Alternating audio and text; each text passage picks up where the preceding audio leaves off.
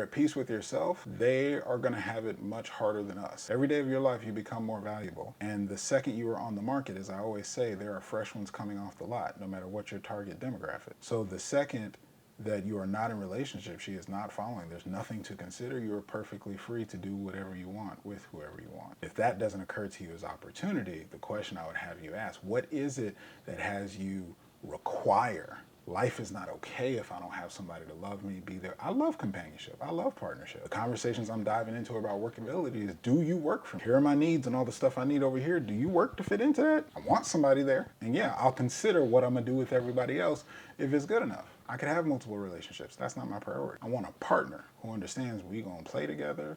I'm going to have freedoms and what it looks like here. Like, that's the work to build that relationship, and you have to be grounded in it. Loving yourself, setting the frame, setting the stage, putting the parameters of what it's going to look like so you can lead them through and be completely grounded having all those questions. And then it's not a, I'm dealing with this over here and I don't want a reaction, don't want to upset her, I can't share it. And then I dump it all on her and now she's falling apart. And now we're not that, it's just grounded.